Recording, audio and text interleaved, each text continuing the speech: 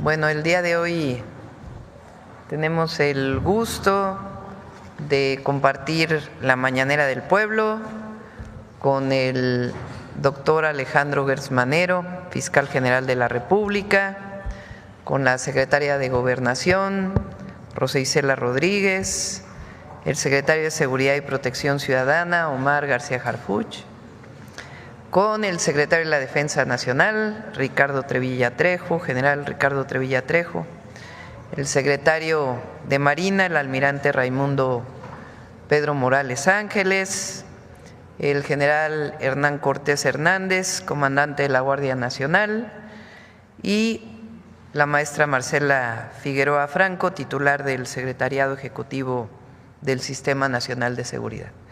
Como siempre, iniciamos con Marcela, con datos preliminares del mes de abril, después la secretaria de Gobernación, después hablaría el secretario de Seguridad y después los videos de Secretaría de Defensa, Marina y Seguridad, y después contestamos sus preguntas.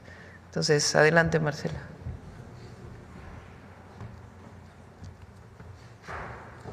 Permiso, presidenta. Buenos días a todas y a todos. El día de hoy presentaremos el reporte de incidencia delictiva con cifras preliminares, como ya indicó la presidenta, el día 21 de abril de 2025, es decir, el día de ayer, con información de las 32 fiscalías estatales del país. Una vez concluido el mes, se tendrán las cifras consolidadas de abril, las cuales se presentarán en la siguiente conferencia de seguridad. En esta primera gráfica, que muestra la evolución mensual del promedio diario de víctimas de homicidio doloso de abril de 2024 a, como decía, 21 de abril de 2025, con estos datos preliminares de abril se aprecia una tendencia sostenida a la baja en el homicidio doloso desde el inicio de la actual administración. Como se ve en la gráfica, en septiembre de 2024, el promedio diario de homicidios fue de 86.9 diarios, bajando hasta un promedio diario este mes, lo que llevamos del mes de abril, de 58.3 víctimas. Por lo tanto, de acuerdo con esta información, a 21 días del mes de abril, esto significaría una reducción preliminar de 32.9%. En la siguiente gráfica se muestra el comportamiento del delito de homicidio doloso, medido con el promedio diario de víctimas, pero de forma anual, para el periodo 2018 a lo que llevamos de 2025. También en esta medición se aprecia una tendencia sostenida a la baja. Con base en estos datos preliminares disponibles hasta el 21 de abril, el promedio diario de 2025 se ubica en 72.3 víctimas, lo que representaría una disminución de 28.1% entre 2018 y 2025. La siguiente, por favor. Y como siempre, les presentamos la distribución de homicidios en los estados. Vemos que, como hemos informado en ocasiones anteriores, 7 entidades concentran prácticamente la mitad de homicidios de todo el país. En este caso, en lo que va de abril, el 51.5% se concentra en las siguientes entidades. En primer lugar está Guanajuato, que representa el 11.8% del total de homicidios a nivel nacional. Sigue el Estado de México en segundo lugar, con 8.2% del total nacional. En tercer lugar está Sinaloa, con 6.9%, le sigue Jalisco, con 6.5%, y Guerrero con 6.1%, Michoacán con 6% y Baja California con 5.9% del total nacional. De mi parte es todo con respecto al informe preliminar de incidencia delictiva con datos preliminares al 21 de abril de 2025. Como ya señalamos, en la siguiente conferencia mañanera de seguridad se darán los datos completos de abril. Muchas gracias. Gracias. Con su permiso, presidenta, muy buenos días a todas y a todos. En esta ocasión les vamos a presentar los resultados del esfuerzo coordinado para la recuperación de espacios públicos y el establecimiento de senderos de paz. Por instrucción de la presidenta Claudia Sheinbaum Pardo, estamos construyendo zonas de paz en las colonias en donde se registra mayor violencia.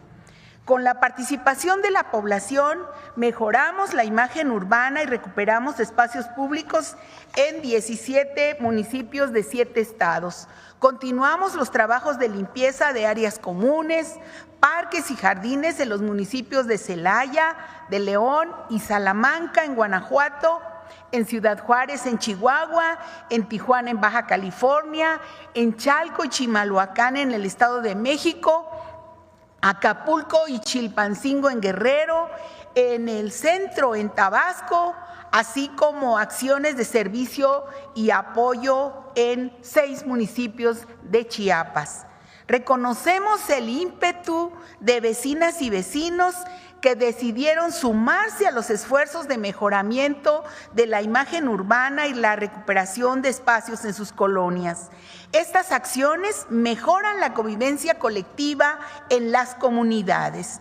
Las 32 mesas de paz estatales y 266 regionales realizaron también 1,534 jornadas de paz e impulsaron el rescate de áreas comunitarias con diferentes actividades, como la pinta de murales, la lectura al aire libre, presentación de obras de teatro, conciertos, torneos deportivos, convites, que nuestras infancias y juventudes disfrutaron. También continuamos visitando a la población casa por casa, realizamos ferias de paz y vecinos y vecinas participan en la conformación de comités de paz. Y en apoyo a la campaña por la paz y contra las adicciones, se realizaron pláticas con adolescentes, jóvenes, madres y padres de familia en jornadas de paz y en los espacios públicos durante las ferias de paz. En Chiapas se continuó con el programa de abasto social de leche, jornada de atención por el derecho a la identidad y al encuentro entre personal médico y parteras indígenas. Y para seguir sumando esfuerzos, nos reunimos con líderes eclesiásticos de Morelos y Baja California, así como con presidentes y presidentas municipales de Ciudad Juárez, de Nayarit y de Baja California, a fin de conformar consejos de paz en los territorios. Y con la estrategia de atención a las causas impulsadas por la presidenta de México, se brindaron más de 1,170,000 atenciones. Estos resultados son posibles gracias a la suma de esfuerzos de dependencias federales que llevan su oferta de programas y servicios a la población. Seguimos instalando módulos de sí al desarme, sí a la paz. Hemos estado en 6 estados del país y mañana, 23 de abril, iniciamos en Tijuana, Baja California. Tenemos muy buenos resultados con esta acción social de sí al desarme, sí a la paz. Del 10 de enero a la fecha se han canjeado 1,381 armas de fuego, de las cuales 335 son armas largas, 920 armas cortas y 126 granadas, que permanecían en los hogares y representaban un riesgo para las familias. También se han intercambiado 3,373 juguetes bélicos por juguetes educativos y recreativos para promover entre niñas y niños la resolución pacífica de conflictos. Agradecer a todos los participantes, a vecinas y a vecinos, y a todos los compañeros del gobierno federal, de los gobiernos estatales y municipales que recorren día a día con nosotros nuestro territorio y con ánimo se suman a la construcción de paz en el país. Muchas gracias. Gracias, Presidenta. ¿Había un video de ustedes? Sí, está un video de atención.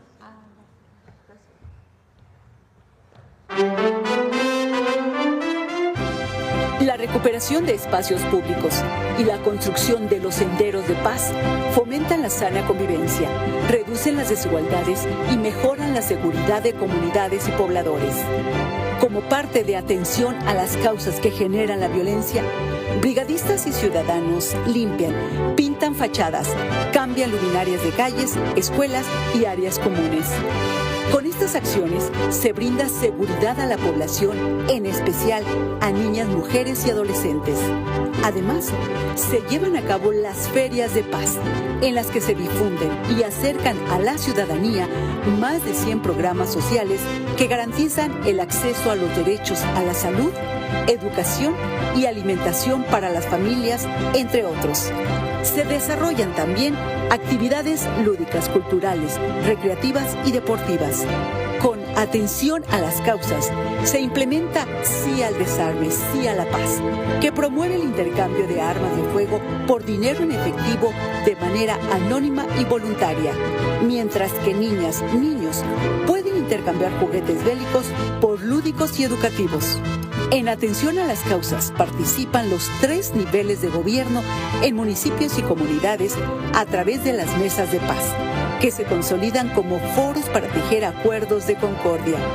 La recuperación de espacios públicos para las familias de México es un acto de justicia social que permite avanzar en la construcción de la paz.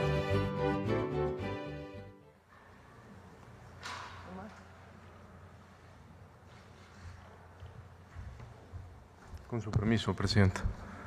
Muy buenos días. Vamos a informar algunos avances de la Estrategia Nacional de Seguridad encabezada por la Presidenta Claudia Sheinbaum en poco más de 6 meses de gobierno. Del 1 de octubre del 2024 al 20 de abril del 2025 han sido detenidas 18.712 personas por delitos de alto impacto. Se han asegurado 144 toneladas de droga, incluyendo cerca de 1,5 toneladas y más de 2 millones de pastillas de fentanilo, evitando que estas sustancias nocivas afecten la salud de miles de jóvenes. También se han asegurado más de 9.600 armas de fuego. En 17 estados de la República, el Ejército y la Marina han destruido 839 laboratorios clandestinos y áreas de concentración para la elaboración de metanfetaminas, lo cual representa una cifra sin precedentes. En estas acciones se han asegurado más de 1 millón de litros y más de 200 toneladas de sustancias químicas. La destrucción de estos 839 laboratorios por parte del Ejército y la Marina representa cientos de millones de pesos que no llegarán a las organizaciones criminales. Estos recursos les ayudan a fortalecerse, a comprar más armas y a reclutar más jóvenes, así como millones de dosis de drogas que no estarán ya en las calles. Quisiera, en nombre del Gabinete de Seguridad, mencionar algunas acciones que se han llevado a cabo en las últimas 2 semanas. En Cintala, Chiapas, en una operación coordinada entre el Gabinete de Seguridad, la Secretaría de Seguridad y Protección Ciudadana y la Fiscalía General del Estado de Chiapas, se catearon 2 inmuebles donde fueron detenidas 3 personas, entre ellas Ataúlfo N., jefe de plaza de una organización delictiva con presencia en Chiapas y Guatemala. Se aseguraron armas largas, armas cortas y diversas dosis de droga. También el día de ayer, en una acción relevante, por parte de autoridades del Estado de Chiapas y el Gabinete de Seguridad, en el municipio de Villa de Corzo, autoridades locales fueron agredidas por disparos de arma de fuego por civiles armados, donde se aseguraron un arma larga, 2 armas cortas, una camioneta y una motocicleta. En estos hechos, 3 elementos de la Policía Estatal resultaron heridos y 2 agresores perdieron la vida. Uno de ellos identificado como Brian, alias El Cachorro, jefe de plaza de cártel de Chiapas y Guatemala. Cabe señalar que el personal actuó con estricto apego al Estado de Derecho y con pleno respeto a los derechos humanos y a la Ley Nacional sobre el uso de la fuerza. En Coahuila, la Agencia de Investigación Criminal de la Fiscalía General de la República detuvo a un hombre y se aseguró un vehículo con 47 kilos de metanfetamina. También en un tramo carretero de Gómez Palacio, en el marco de la Operación Frontera Norte, la Fiscalía General de la República aseguró un tráiler que transportaba 250 litros de heroína líquida y detuvo al conductor de la unidad. En 2 acciones operativas en alta mar, en el estado de Guerrero, personal de la Secretaría de Marina detuvo a 5 personas y aseguró más de 4 toneladas de cocaína. Tan solo en el último mes, el Gabinete de Seguridad, a través de la Secretaría de Marina, ha asegurado 10.2 toneladas de cocaína en eventos marítimos, lo que suma más de 36 toneladas de cocaína aseguradas en el mar en la presente administración. En Salamanca, Guanajuato, el Ejército, en coordinación con Pemex, ejecutaron 2 órdenes de cateo junto con la Fiscalía General de la República, donde detuvieron a 14 personas y aseguraron 60,000 litros de combustóleo, además de tractocamiones, semirremolques, remolques, vehículos, motocicletas y bombas de trasvase. Esto se suma al aseguramiento en los últimos mes y medio de más de 18 millones de combustible asegurado. En Matías Romero, Oaxaca, resultado de trabajos de inteligencia y la coordinación entre Marina y Fiscalía del Estado, fue detenido Juan Benito N., quien ocupa el segundo nivel dentro de un grupo delictivo relacionado con los delitos de robo y trasiego de hidrocarburo, cobro de piso y extorsión. En Atlisco, Puebla, el Ejército y la Fiscalía General de la República catearon un inmueble y detuvieron a una persona asegurando armas largas, cortas, cartuchos y componentes para armas. Con esta acción se inhabilitó un taller clandestino de fabricación de armas cortas automáticas, escopetas y rifles. También en Puebla, en coordinación con las autoridades de este estado, al realizar cateos en 3 inmuebles de la capital, fueron detenidas 5 personas. Se aseguraron armas de fuego, dosis de droga, un laboratorio para la elaboración de metanfetamina, además de 2 plantíos de marihuana y de amapola. Resultado de estos cateos en Puebla, se obtuvo información que llevó a la detención de Joel Alonso N., alias El Gangoso, aquí en la Ciudad de México. Joel Alfonso N. es jefe de una célula operativa de Los Mayos vinculada al Cártel del Pacífico, dedicada a la elaboración de metanfetamina y generadores de violencia también en el estado de Sinaloa. Agradecemos a las autoridades de Puebla por todo el apoyo brindado. En el municipio de Benito Juárez, en Quintana Roo, se ejecutaron 2 cateos donde se detuvo a una persona y fueron rescatadas 20 mujeres víctimas de trata de personas. Como lo instruyó la Presidenta de México, desde el 5 de febrero se implementó la Operación Frontera Norte, que ha dado los siguientes resultados a la fecha. Han sido detenidas más de 2.500 personas, se han asegurado 2.250 armas de fuego, cerca de 365,000 cartuchos y más de 11,000 cargadores. Además, se han asegurado poco más de 27 toneladas de droga, entre ellas 163 kilos y más de 1.133.000 pastillas de fentanilo. En el marco de este operativo Frontera Norte, destacan las siguientes acciones. En Tijuana, en una operación coordinada por el Ejército Mexicano y la Fiscalía del Estado, fue detenido César N., de nacionalidad estadounidense, identificado como el responsable del homicidio de Abigail Esparza Reyes, agente de la Policía Estatal, ocurrido el 9 de abril del 2025 en Tijuana. Además, el detenido cuenta con una ficha de búsqueda por la fuga de la prisión estatal de Condado de Delano, California, en los Estados Unidos. En Aldama, Chihuahua, se detuvieron a 4 personas, entre ellos a Daniel N., líder de una célula de la línea, quien era buscado por autoridades en Estados Unidos por narcotráfico, homicidio y tortura. En esta acción se aseguraron 7 armas largas, incluyendo un fusil Barrett calibre 50, más de 500 cartuchos y 2 vehículos con blindaje artesanal. En Mocorito y Badiraguato se detuvieron a 6 personas. Entre los detenidos se encuentra Samuel N., considerado uno de los jefes de célula en Guamúchil para un grupo delictivo generador de violencia. Se les aseguró una ametralladora, armas largas, 2 aditamentos lanzagranadas, cargadores, más de 5,000 cartuchos, 10 granadas, más de 3,000 pastillas de fentanilo, 2 kilos de metanfetamina, dinero en efectivo y un vehículo también. En Culiacán, Sinaloa, con información del Centro Nacional de Inteligencia, se realizó el cateo en un inmueble donde fueron detenidas 8 personas. Se les aseguraron 5 armas largas, un arma corta, equipo táctico, ponchallantas, una motocicleta y vehículos. Entre los detenidos destacan Jesús Daniel N. y su segundo al mando, Osmar Alonso N., vinculados con una célula delictiva del Cártel del Pacífico, facción Los Menores, responsables de homicidio, secuestro y agresiones a autoridades y grupos rivales. Cabe destacar que en esta detención, esta célula había participado en una agresión directa a elementos de la Secretaría de Seguridad y Protección Ciudadana en este mes de abril en la ciudad de Culiacán, Sinaloa.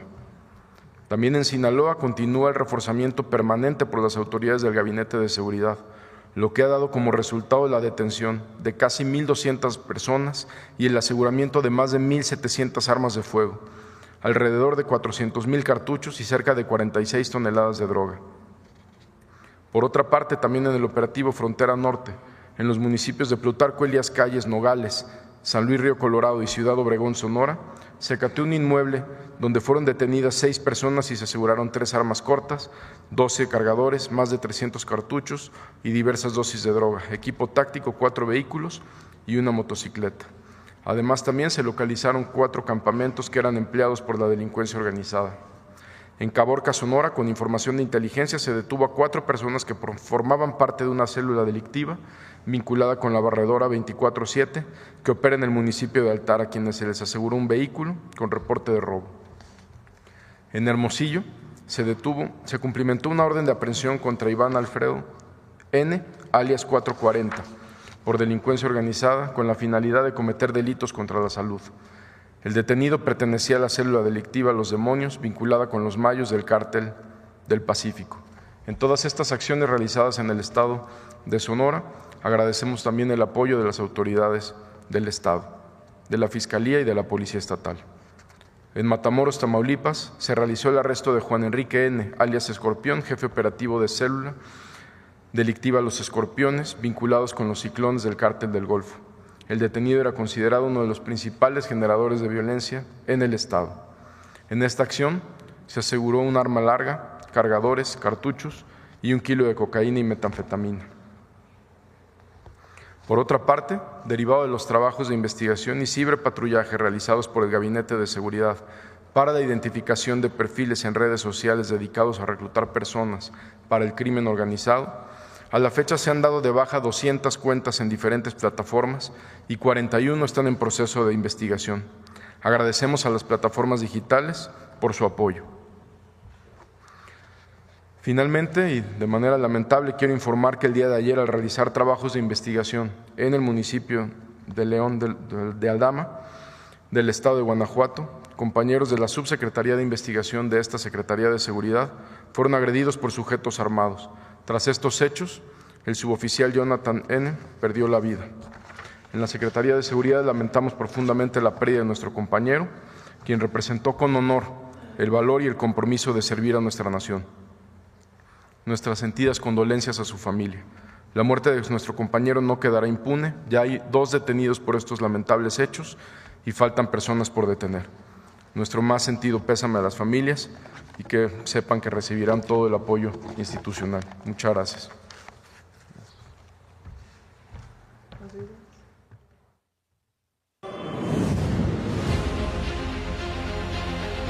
La Estrategia Nacional de Seguridad, implementada por el Gobierno de México desde octubre de 2024, ha logrado resultados importantes en el aseguramiento de drogas, armamento ilícito y la detención de personas relacionadas con diversas actividades delictivas. Se han incautado cerca de 1,5 toneladas, así como más de 2 millones de pastillas de fentanilo, más de 58 toneladas de metanfetaminas, alrededor de 41 toneladas de cocaína y 42 toneladas de marihuana, dando un total de 143,5 toneladas de droga que no llegarán a las calles.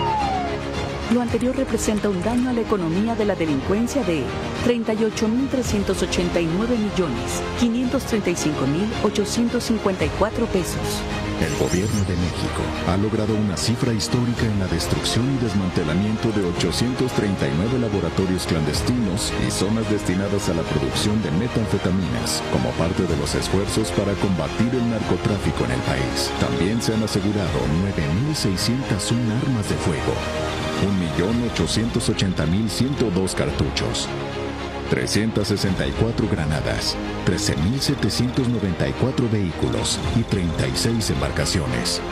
Se ha logrado la detención de 18,712 personas por violaciones a la ley, incluyendo objetivos prioritarios vinculados a la generación de violencia en diversas regiones del país, del 8 al 20 de abril, resaltando los siguientes. Joel Alfonso N., alias Gangoso, líder de un grupo delictivo dedicado a la elaboración de metanfetaminas que opera en Sinaloa, responsable de una agresión a personal militar con artefactos explosivos improvisados. Samuel N., alias Cholo, líder de un grupo delictivo que opera en Sinaloa, responsable de extorsiones, secuestros y tráfico de metanfetaminas. Francisco N., alias Cuate, líder de una célula delictiva que opera en Sinaloa, responsable del trasiego de drogas, privaciones de la libertad, elaboración de artefactos explosivos improvisados y acondicionamiento de vehículos con blindaje artesanal.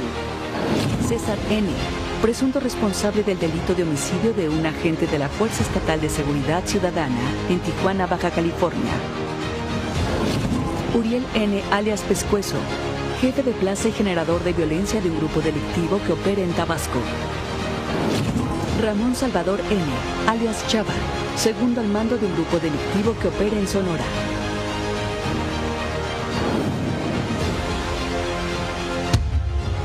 Cada operación, detención y aseguramiento contribuye a disminuir la violencia en las calles, brinda mayor protección a las familias y fortalece el camino hacia la paz y seguridad en nuestro país.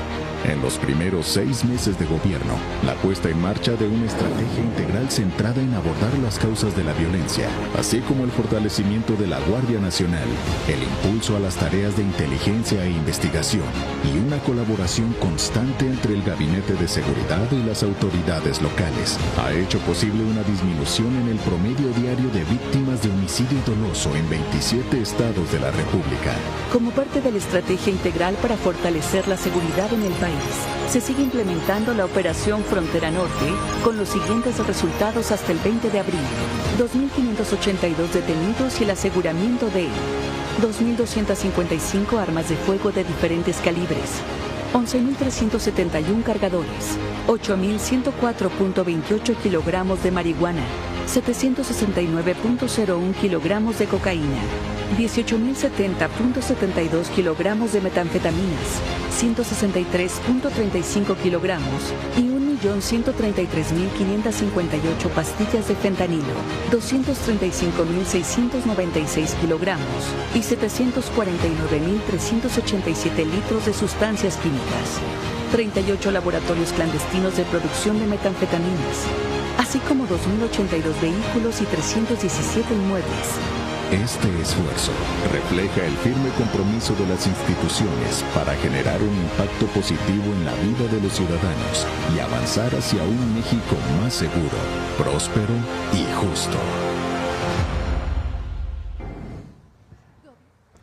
Bueno, pues esta es la información a la, ¿qué día es hoy? 22 de abril de 2025. Adelante, vamos con las preguntas. Sí. ¿Qué tal, Presidenta? Buenos días a todos los días. compañeros. Julián Mazoy, de SDP Noticias. Presidenta, más de 8,000 detenciones, una serie de detenciones de alto impacto también, un montón de armas decomisadas, los números son muy positivos que se presentaron hoy. Una preocupación que yo he recibido en las calles de la gente es que la Presidenta sigue caminando por el país como siempre lo ha hecho y como siempre se ha caracterizado. Y existe, he sentido yo algo de preocupación en torno a las acciones que se llevan para cuidar a la Presidenta de la República ante los grandes resultados que han habido en materia de seguridad y de detenciones importantes. Ojalá nos pudiera platicar algo al respecto de ello, Presidenta. Pues no va a cambiar. No puede uno alejarse de la gente. El día que nos alejemos, ese día dejamos de ser un gobierno del pueblo y para el pueblo.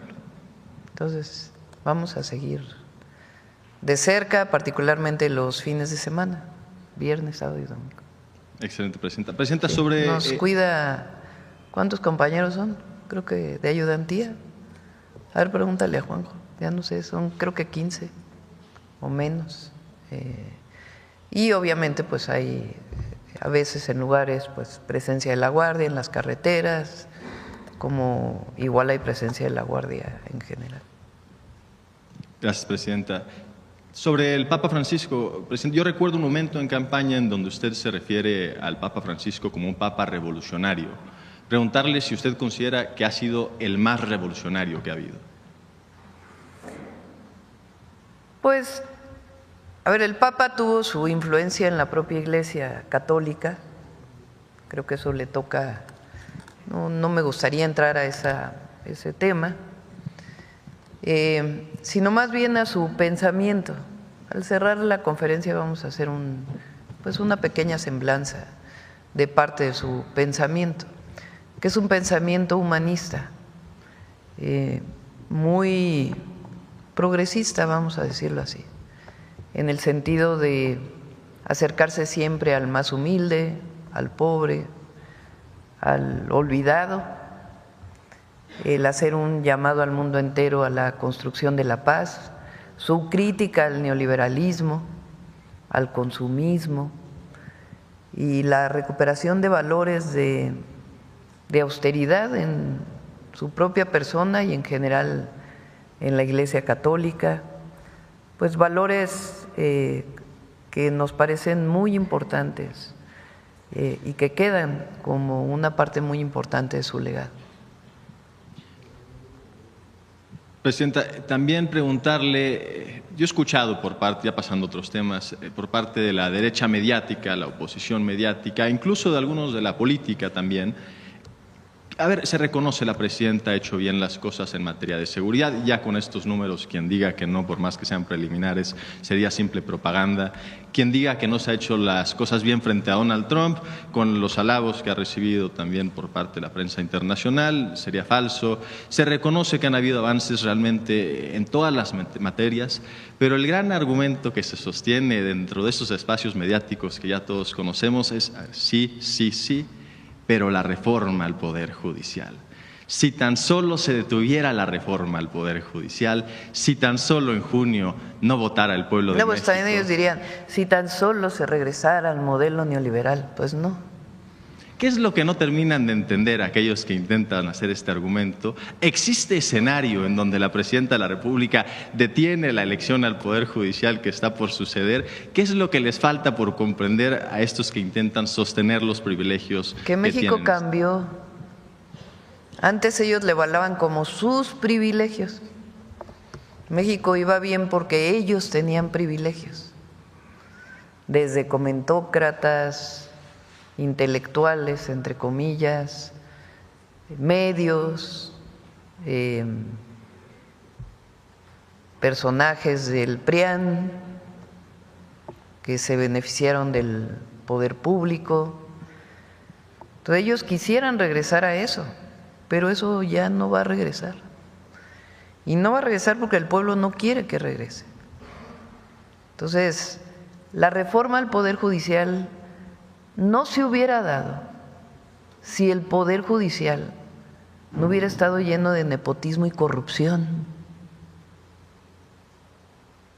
El problema es que en México el Poder Judicial, en su gran mayoría, pues se fue propagando a partir de las relaciones personales, aunque hablaban de que había carrera judicial. En realidad el amigo del primo del amigo del hermano, reconocido hasta por la propia presidenta de la Corte. El nepotismo. Aquí hemos presentado multiplicidad de casos y los presentó el presidente López Obrador. Casos de delitos de cuello blanco, es decir, de robo de recursos públicos, de no pagar impuestos, aunque la ley lo establece, que no pasa nada porque los jueces sencillamente no proceden. O casos incluso de delincuencia organizada, en donde los jueces tampoco proceden o liberan a delincuentes sin ningún argumento jurídico. Entonces, ¿qué opciones había? Haber hecho una reforma al Poder Judicial como la hizo Zedillo. No se nos olvide que cuando entra Zedillo, quita toda la Corte, entra una nueva Corte, modifica el Consejo de la Judicatura, pero ¿a quién le respondía la nueva Corte? Pues al presidente de la República, porque él formalmente los nombraba el Senado, pero en realidad los nombraba el presidente. Entonces, ¿cómo sanear el Poder Judicial? Pues donde menos nos equivocamos es que decida el pueblo. Es lo mejor que puede haber. Entonces, quien no entiende eso, y además quien dice que eso es autoritario, Imagínense cómo que elija el pueblo de México a un juez o a un ministro es autoritario frente a la elección de un presidente. Entonces, ahora sí que no entienden que no entienden. Entonces, pero hay un reconocimiento del pueblo muy grande al momento histórico que estamos viviendo. Y no es a la presidenta, es al momento histórico, a esta transformación que inició con el presidente López Obrador y viene desde abajo, que la gente la siente suya. Por eso, en la medida en que no traicionemos nuestros principios y al pueblo, pues va a seguir bien México. Presidente, usted ayer en Veracruz hizo unas declaraciones fuertes, habló acerca de aquellos que venden a la patria, vendepatrias, declaraciones que les hemos dado cobertura en SDP, en varios medios de comunicación, se han hecho virales en redes sociales. Preguntarle el motivo por el cual usted elige ese tipo de palabras para ser dichas en ese evento, qué era lo que estaba pensando, si se refiere a alguna situación en específico, me imagino que a nadie en particular en este momento que usted quiera señalar, pero sí, por si acaso, o qué tipo de actitudes, qué diagnóstico hace como para hablar o decir es momento de hablar de aquellos que quieren vender a la patria.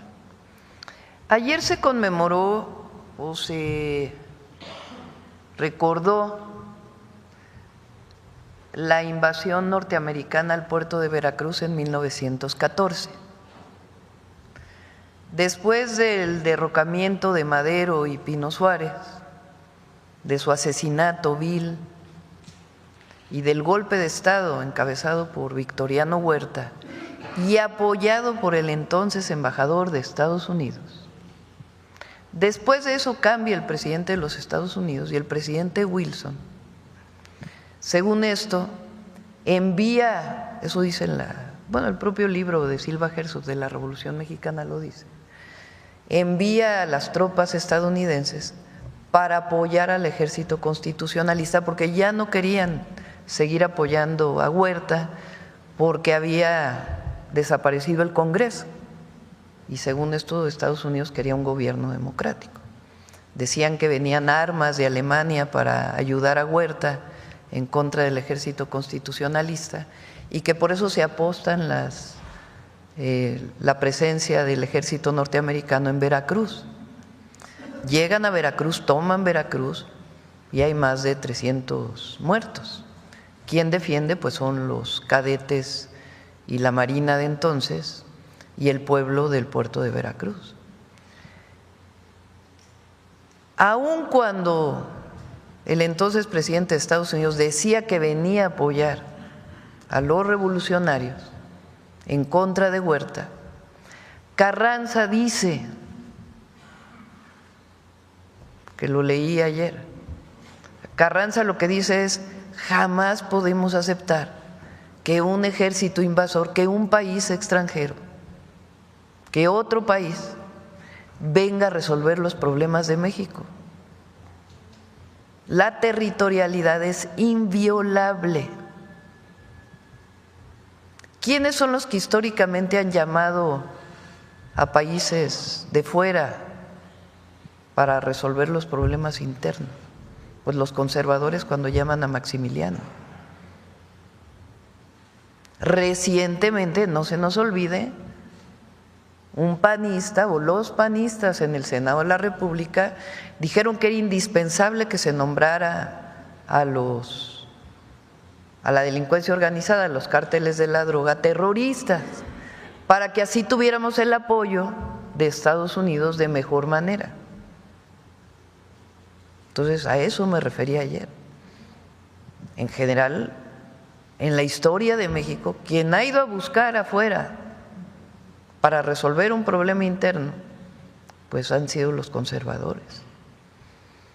Y recientemente, bueno, nada más escuchen algunas declaraciones de la entonces candidata del PRIAN cuando hablaba de crear fuerzas binacionales. Entonces, no, en México resolvemos los mexicanos. Y con Estados Unidos, en particular, con todos los países tenemos buenas relaciones, bueno, menos con Ecuador, que nos invadieron en la embajada. y algunos otros, pero en general se guardan muy buenas relaciones porque México así lo establece la Constitución y su política exterior. Pero en particular con Estados Unidos, lo hemos dicho muchas veces, porque ha habido declaraciones de senadores, de algunos miembros en su momento de la administración Trump, en el sentido de que es mejor que Estados Unidos participe en nuestro territorio. Nosotros hemos dicho no, eso no. Colaboramos, nos coordinamos, compartimos información, inteligencia, pero en México somos los mexicanos. Por eso siempre hemos dicho coordinación, cooperación, pero nunca subordinación, nunca injerencismo, menos invasión. Entonces, ayer que recordábamos la última intervención del gobierno de los Estados Unidos en México, pues evidentemente era un momento propicio para hablar de estos temas. Gracias, Ningún presidente. jefe revolucionario, ni Zapata, ni Villa, ni Carranza, aceptaron la ayuda de los Estados Unidos. Gracias, presidenta. Nos hemos ido rapidísimo con las preguntas, así que me quiero permitir hacer una más, espero no excederme con el tiempo. Reporta el secretario de Seguridad y Protección Ciudadana el fallecimiento de un elemento de esa corporación, algo que todos sentimos aquí que le resultó en un peso personal al hacer ese mensaje. Quería preguntar, el secretario o usted, más allá de la respuesta de que tendrán las familias la respuesta institucional que deben de tener, y me parece correcta, ¿qué siente la presidenta o el secretario al saber que se pierde la vida de un elemento que la pone en riesgo, igual que muchísimos otros elementos todos los días, pues luchando por la seguridad de las familias mexicanas? Pues ha habido, ¿cuántos elementos han fallecido del Ejército General?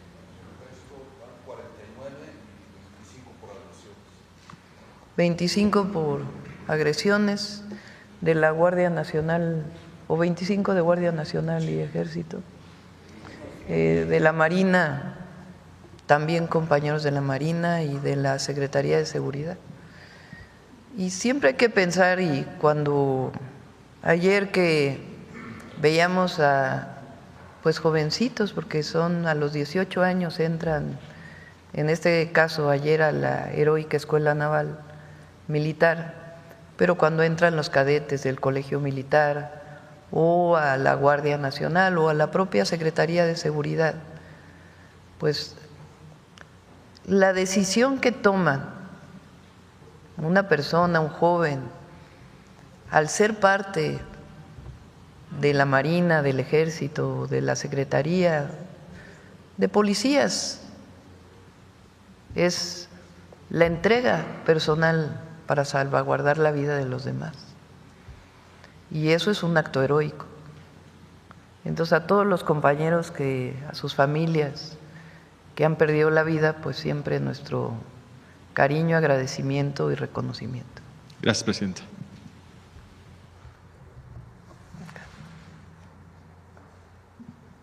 Muchas gracias, presidenta. Nancy Gómez, de Sin embargo, tengo 3 preguntas. La ASEP hace pocos días dio a conocer un acuerdo con principales empresas productoras de alimentos chatarra, de productos dañinos como cigarros y el mismo alcohol. Ha habido muchas críticas porque se abre una política de salud pública a empresas como Coca-Cola, Philip Morris o empresas similares que viven de vender esta comida. A niños en escuelas antes de todo este acuerdo que ya entró en vigor. ¿Cuál es la lógica de este acuerdo que se anunció recientemente por parte de la SEP y si se han firmado otros acuerdos con estas mismas empresas o este consejo? No son acuerdos, okay. O sea, no, porque han criticado mucho a Mario, lo he visto en las redes, de que cómo es posible, si está promoviendo vida saludable, se reúna con la Coca-Cola y con… No hay ningún acuerdo ni nada que tenga que ver con poner en riesgo la vida de la gente, ni menos de las niñas y los niños. El programa de vida saludable tiene el objetivo de alimentación saludable en las escuelas, la prohibición de la comida chatarra en las escuelas y también de este programa que llevamos a cabo con el Instituto Mexicano del Seguro Social y todas las maestras y maestros de México, de que haya que las escuelas se conviertan en centros de promoción de la salud. Entonces van los enfermeros, enfermeras del IMSS principalmente, se les mide la talla, el peso, se les dan orientaciones. Está este programa especial se llama Visualiza tus sueños, en donde se les hace examen de la vista, de ahí se envía a una revisión si se encuentra que puede tener problemas, y ahí se les entrega un par de lentes de manera gratuita, porque muchos niños y niñas en el primero y segundo grado no saben sus familias que tienen problemas de la vista y pues tienen problemas de aprendizaje, incluso de burlas de sus propios compañeros. Entonces, es parte del programa de vida saludable. Entonces, a él lo convocan a esta reunión, él va y sencillamente explica en qué consiste el programa. Pero no es que se haya firmado a cambio de algo, que nada. Entonces, no, ¿cómo creen que si la Coca-Cola hace mucho daño? Que me perdone la Coca-Cola, ¿verdad? Pero todo en abuso hace daño. Bueno, la Coca-Cola, hay que decirle a Paco Taibo que es se lo decimos a cada rato, que fuma y toma Coca-Cola muchísimo, que le hace daño a la salud. Entonces, no hay nada que tenga que ver con algún acuerdo que haya hecho la Secretaría de Educación Pública con estas empresas para afectar el programa de vida saludable. Sí, justo porque, como mencionaba, ha habido muchas críticas hacia el titular de la Secretaría de Educación. Sí, y bueno, digo, se entiende a lo mejor que no les haya gustado que se reuniera, pero que quede muy claro que él no hace ningún acuerdo de ningún tipo y que el programa sigue su curso y que la reunión en todo caso era para explicar por qué el programa. En este sentido de la lucha por el etiquetado en todos estos alimentos, que justamente se volvió un ejemplo durante el sexenio del expresidente López Obrador, cuando aparecieron estas etiquetas alertando sobre pues, los altos contenidos de sodio, grasa o azúcares, ¿hay interés del sector salud o de la SEP o de parte del gobierno federal de modificar o eliminar o modificar para eliminar esas etiquetas o para fortalecer la medida? No. Okay. O sea, por eso les digo que no hay nada a cambio de aquella reunión. Y para el etiquetado continúa, el programa de vida saludable continúa, el que no se venda comida chatarra ni dulces en las escuelas continúa, todo como va. En todo caso fue una reunión informativa, no tuvo absolutamente nada que ver. Y esperamos mejor a un día del Gabinete de Salud para que el doctor Kersenovich o cualquiera de los compañeros pueda explicar todos estos programas cómo van. Recuerden además, por cierto, que el 28 inicia la Semana Nacional de Vacunación. Pasando a otro tema, dentro del movimiento hay familias tanto en el Congreso, digamos, como en otros puestos del sector, hay familias muy visibles que participan en diversos cargos. Algunos consideran que es nepotismo, otros que no, que el nepotismo es exclusivamente cuando un miembro de la familia asume justo después de que deja el cargo su familiar. En víspera de esta carta que enviará a la dirigencia de Morena, ¿podría definirnos qué piensa usted que es el nepotismo? ¿Cómo lo definiría y qué específicamente propondría que el movimiento lo prohíba? El nepotismo está tipificado en la ley. O sea, lo que dice la ley en el caso de los servidores públicos del gobierno federal es que no se puede contratar a un familiar hasta el 4º nivel, con excepción de aquellos que ya trabajaban antes de que llegara la nueva persona, porque se consideraría pues que sería un acto de injusticia. Pero yo no puedo nombrar a un familiar que trabaje en el gobierno federal que esté en 4º nivel. La secretaria de Gobernación tampoco en su secretaría el secretario de Seguridad tampoco en su secretaría. Entonces, eso está tipificado en la ley. ¿Qué quiere decir nepotismo? Que plantee que ya está en la Constitución a partir del 2030, que si una persona es presidente municipal o presidenta municipal o alcaldesa o alcalde del gobierno de la ciudad, en la ciudad, viene una elección, no puede proponerse al cargo que le sigue a su hermano, a su primo, a su mamá, a su papá, porque hay casos en México hasta ahora en donde está la mamá gobernando la presidencia municipal y se propone al hijo o a la hija para que se quede, claro, decide el pueblo, ¿verdad?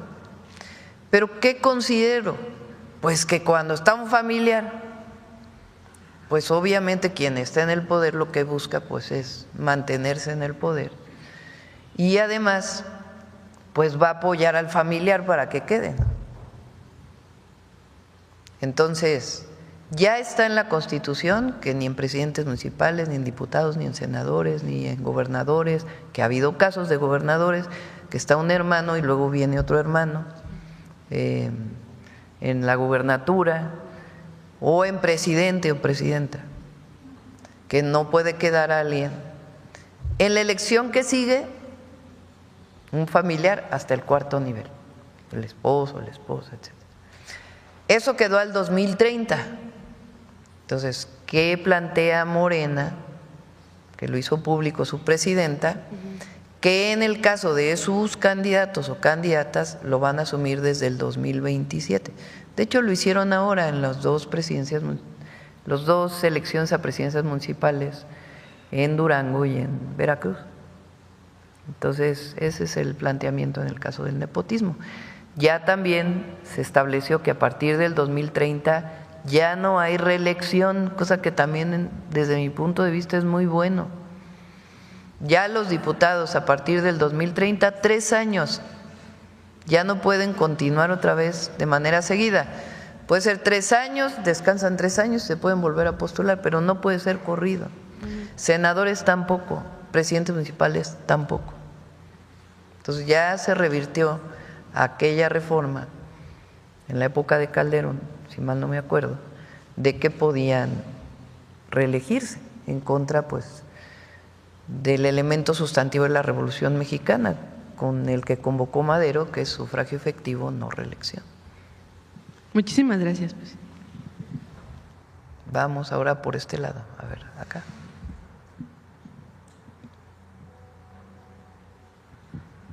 Gracias, presidenta. Juan Bautista, de Voces del Periodista, que dirige la maestra Celeste Sáenz de Miera y Mauricio Lum. Presidenta, dice el historiador Lorenzo Meyer que los procesos revolucionarios son una estampa en la línea del tiempo del mundo, que es un momento, y quien los vive pareciera un proceso enorme, ¿no? Hoy que se está conmemorando el 111 aniversario de la intervención de los Estados Unidos, bueno, la defensa del puerto, y que a propósito también tenemos un barco que pregona la paz, que es el barco Cuauhtémoc, que se devela que esos insignes marineros le dan la vuelta al mundo cada año. ¿Cómo concebir en este momento, en este proceso de transformación, hoy el concepto de soberanía? No, pues está establecido en el 39 constitucional, a ver, pon. Sí, y cómo dar esa lucha hoy también ante esto. Yo lo veo desde el punto de vista del pueblo también y de la gente cotidiana. No tenemos la misma población ni la misma instrucción de 1900 y los del 2024, por ejemplo, ¿no? El nivel de preparación, el nivel de conciencia y el país que ha cambiado. ¿Cómo explicarlo un poco más, presidente? A ver, yo lo diría en 2 temas, ¿no? Primero, la soberanía la define el artículo 39. Sí. Ahí lo tienen.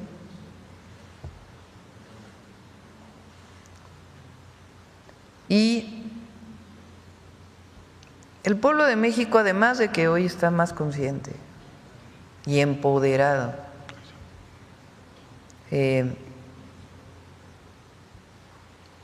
las y los mexicanos estamos muy orgullosos de ser mexicanos. Eso es algo que lo vemos con nuestros paisanos. Y aquí en México son muy pocos los que no quisieran ser mexicanos. El pueblo de México está orgulloso de su historia, de lo que representa México en el mundo.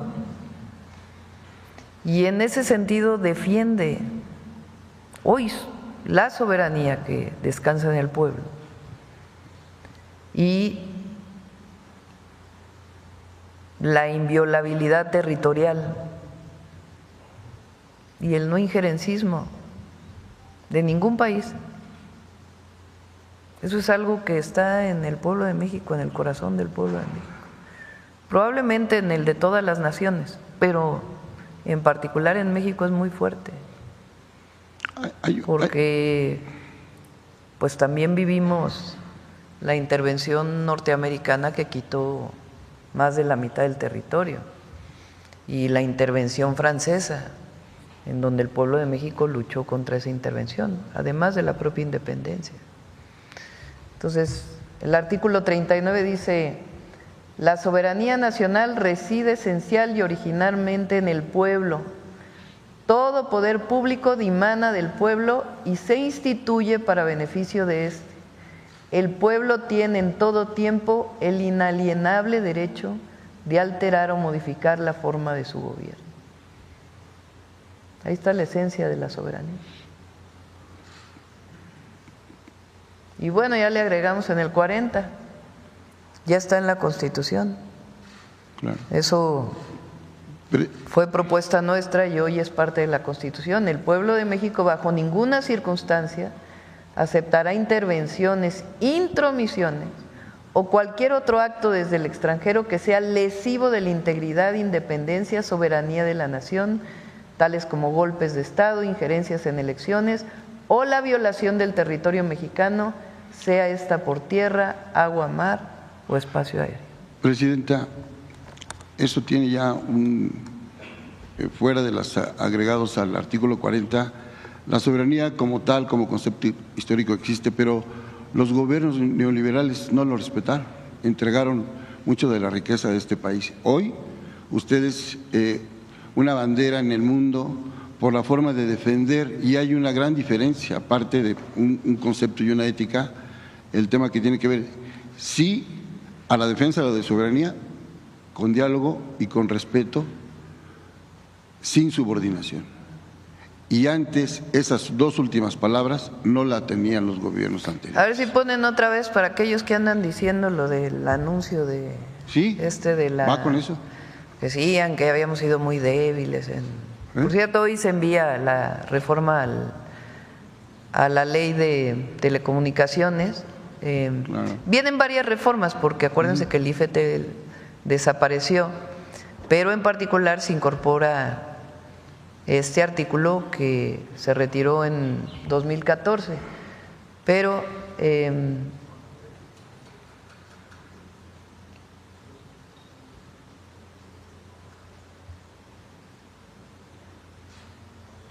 no, es lo de la Bastida. Es que vamos a recordar el libro de la Bastida, que me quedé a la mitad, ¿verdad?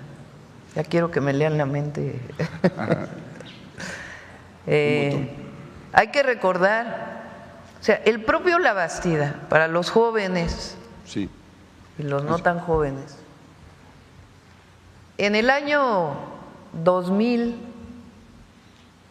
fíjense, hay jóvenes que nacieron en el 2006, ¿qué tienen ahora? 19 años. O 18. Y otros 24. O sea, en el 2000 no vivieron ni el desafuero, ni habían nacido. Y ya ejercen su derecho. Bueno, en el 2000, hoy quien nació en el 2000 tiene 25 o 24 años. En el 2000 es la primera vez que el PRI, después de todo el periodo del siglo XX, de lo que llamó Vargas Llosa la dictadura perfecta, por primera vez entra otro partido a la presidencia. Entra Fox del PAN y llama al gran cambio. En realidad, pues Fox traicionó a muchos de los que votaron por él, porque nunca hubo el cambio que ofreció, nunca. Pero pues era esto de que, transición. El voto útil. Inició la transición a la democracia en México, ya cambió el partido, en fin. ¿Quién era el candidato del PRI para el año 2000? La Bastida. ¿Quién era el candidato del PAN? Fox. El candidato del entonces PRD y otros partidos era el ingeniero Cuauhtémoc Cárdenas. Bueno, la Bastida mucho después escribe sus memorias, porque se creía que el pueblo de México masivamente salió que sí hubo un apoyo, ganó en aquel momento Fox. Pero la Bastida se pregunta, ¿qué fue lo que pasó en aquel momento? ¿Por qué no tuve yo el apoyo que debería de haber tenido, más allá del propio desgaste en su momento del PRI? Y entonces la Bastida escribe en sus memorias, y me pregunto, ¿fue casual que Zedillo me entregara el partido quebrado financieramente? También dudo de que fuera fortuita la falta de solidaridad al negarse que se difundieran desde mi campaña los logros económicos de su gobierno y sus instrucciones a los gobernadores para que torpedearan mis giras. ¿Qué lo motivó? Dice la Bastida, es muy importante este testimonio,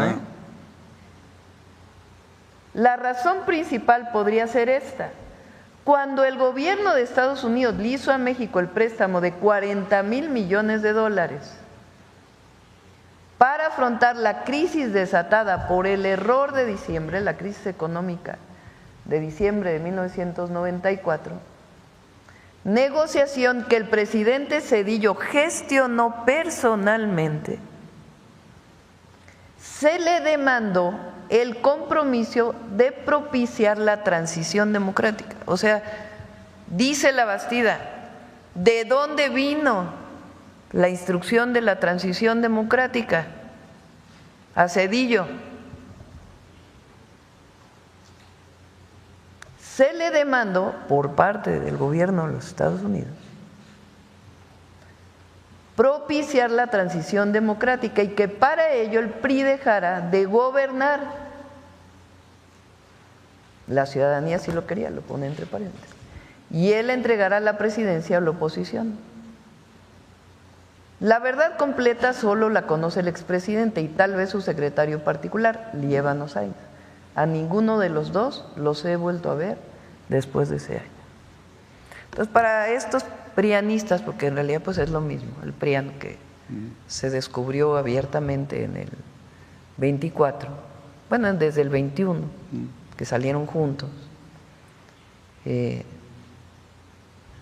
¿por qué no recuerdan esto?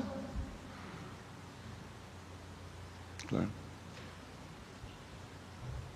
Entonces, entreguismo pues parece que sí hubo, ¿no? Y a profundidad. Además de que vendió los ferrocarriles, y después de vender los ferrocarriles se fue a trabajar a la empresa que fue beneficiada con la venta de los ferrocarriles. Además. Hasta ahí el tema. Presidenta, en las gráficas que presentan hoy sobre materia de seguridad, los 7 estados que reúnen más del 50% de las zonas de violencia o delitos, vemos desde hace meses que sigue campeando el estado de Guanajuato.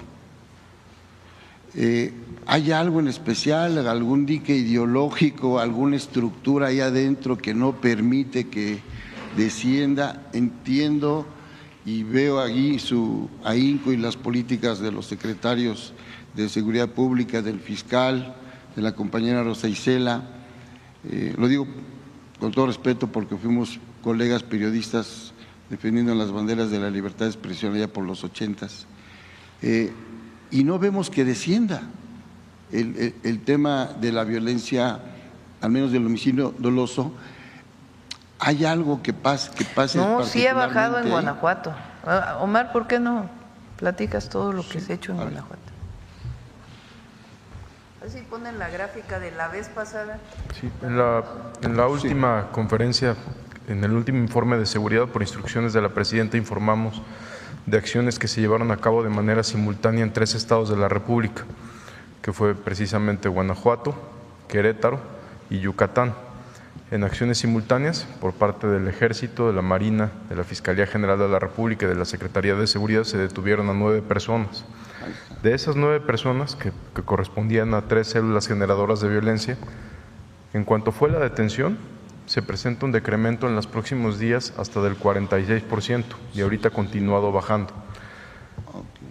Por ejemplo, ahí se ve, ahí están las detenciones, ahí viene la fecha, detenciones por parte del Gabinete de Seguridad, que fueron a partir de marzo. Inmediatamente después de esas detenciones comienza la baja. Ahora, tiene que haber continuidad en las operaciones y lo continúa habiendo. Ayer, pues, lamentablemente, en una de estas operaciones perdimos a un compañero, pero todos los días hay detenciones por parte del Ejército, de la Marina, de la Secretaría de Seguridad. La Presidenta de la República nos instruyó al general secretario y a su servidor ir a Guanajuato. Se hizo un replanteamiento de la estrategia en coordinación con las autoridades del Estado y va bajando y vamos a continuar con estas detenciones y estas operaciones. Gracias, secretario. Por último, Presidenta… Eran 3 bandas delictivas, o 3 grupos, que aunque estaban fuera de Guanajuato, desde otro estado operaban en Guanajuato. Entonces y pertenecían a distintos grupos. Entonces fue muy importante esas detenciones. Por último, un tema periodístico y altruista, un comentario final para la compañera Rosa Isela Rodríguez, secretaria de Gobernación. Fíjense que el pasado 13 de este mes se realizó un operativo en Culiacán, Sinaloa, por la Carbonera, Culiacán, en Sinaloa, y entendemos que hubo problemas, no se sabe perfectamente el operativo, si iba sobre un objetivo específico, pero resulta que allanaron el estudio y la casa de trabajo del periodista Bernardino Felipe Arroyo, quien se encontraba aquí de vacaciones con su familia, y hoy el lugar sigue acordonado. Entiendo, presuntamente policías estatales, en un operativo amplio con varias casas, entraron al estudio y lo destrozaron. Entonces está pidiendo… ¿Quién entró? La policía estatal, presuntamente la policía estatal. ¿En Guerrero? No, en Sinaloa, en Culiacán, Sinaloa. Perdón. Sí, en Culiacán, Sinaloa. Entonces está pidiendo, ayer ya ingresó una carta de solicitud a la secretaria Rosa Isela Rodríguez y bueno, pues está aquí con mucho… Yo ya la entrevisté el sábado, nos hizo favor de buscarnos a través de las redes, ya publicamos la carta en principio de solicitud, porque pues tiene temor por su inseguridad, está aquí con su familia y quisiera que tuvieran a bien recibirlo para pues tratar de que lo atienda el mecanismo de detección a periodistas. Es todo, presidente. Sí. Gracias. Sí. Gracias. A ver, vamos aquí y luego regresamos de este lado. Presidente, buenos días. Israel Aldave, de Grupo Fórmula. Buenos días a todos. Ya le entregó el beneplácito su gobierno al embajador de Estados Unidos en México. Es hasta que llegue, tienen que presentarse sus cartas, hay un procedimiento diplomático, pero se va a aceptar su llegada. ¿Y cuál va a ser la relación con el diplomático? Pues tiene que ser una buena relación, como la relación que hay con el gobierno de los Estados Unidos. Dentro de los cauces diplomáticos y la relación tan importante que llevamos con Estados Unidos, pues es una relación de respeto mutuo. Presidenta, y hablando de Estados Unidos justamente, y esta campaña, ya ha tocado usted el tema, hoy inicia un nuevo bloque de spots de la Secretaría de Seguridad Interior, en donde incluso llama a los migrantes abusadores de menores, pederastas, asesinos. ¿Tiene usted contemplado enviar, no sé, alguna carta diplomática o emprender alguna acción para frenar estas campañas? No, va a hacer algo más. Vamos a cambiar la ley para que se prohíba que gobiernos extranjeros puedan hacer propaganda política, ideológica en nuestro país, pues todavía más fuerte. Entonces, ellos pueden hacerlo en los Estados Unidos. Hasta ahora no hay ninguna ley porque se retiró ese artículo de la Ley de Telecomunicaciones de que estaba prohibido que los gobiernos extranjeros hicieran propaganda en México.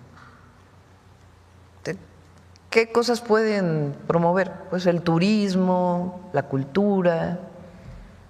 Si cualquier país del mundo quiere promoverse en nuestro país o nosotros en otro país, pues no tendría ningún problema. El problema son esta propaganda del propio gobierno, además de actos que nosotros consideramos discriminatorios. Entonces, vamos a cambiar la ley y yo espero que además haya unanimidad en el cambio, ¿no? Porque ayer los prianistas todos estaban muy indignados y qué bueno, pues que se apruebe por unanimidad, ¿no? Que no deben los gobiernos extranjeros hacer propaganda en nuestro país, ni política, ni ideológica, ni nada que tenga que ver, pues menos con actos discriminatorios, ¿no?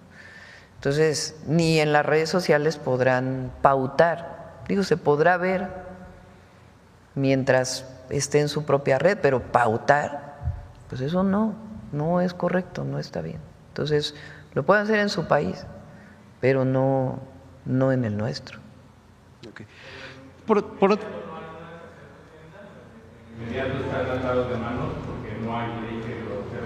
No le mandamos, ayer lo mencioné. O sea, lo que está mal es que las empresas mexicanas promuevan esos anuncios.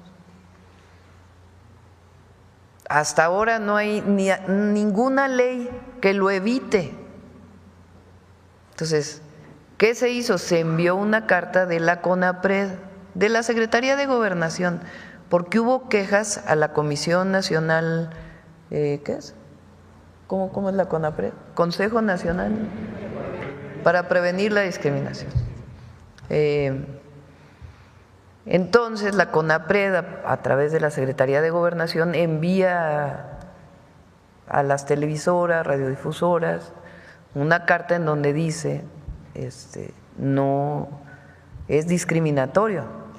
Entonces, le pedimos que baje este anuncio, pero no hay nada legal que obligue a la televisora o al radio a bajarlo.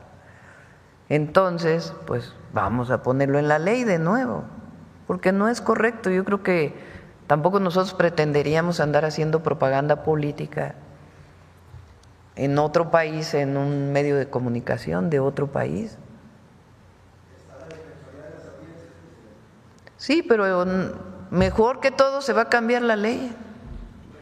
Se va a cambiar la ley para que pues ya quede muy claro nuevamente que no puede haber este tipo de propaganda en nuestro país, que es discriminatoria y que no debe ser así. Pues no está catalogado en la ley, entonces pues mejor lo catalogamos, ¿no? Es lo mejor que podemos hacer. Entonces, Presidenta, por otra parte, ¿qué reporte le entregó su gabinete de seguridad respecto a este desfile de miembros de un grupo criminal del Cártel Jalisco en un municipio de Michoacán el sábado de Gloria? Sí, Se manifestó el gobernador ayer, qué bueno, también lo hice personalmente y pues no estamos de acuerdo, obviamente, y a partir de ahí pues se abren procesos de investigación. ¿Se está investigando ya sí, siempre se investiga. al presidente municipal, a las autoridades locales? No, particularmente pues lo hace la Fiscalía del Estado, es quien le corresponde hacer esta investigación, pero de todas maneras el gabinete está investigando. Ok, y aprovechando la presencia del fiscal, si me permite, Presidenta, que nos diera cuáles son los avances del caso Teuchitlán, por favor. Adelante. Muy buenos días.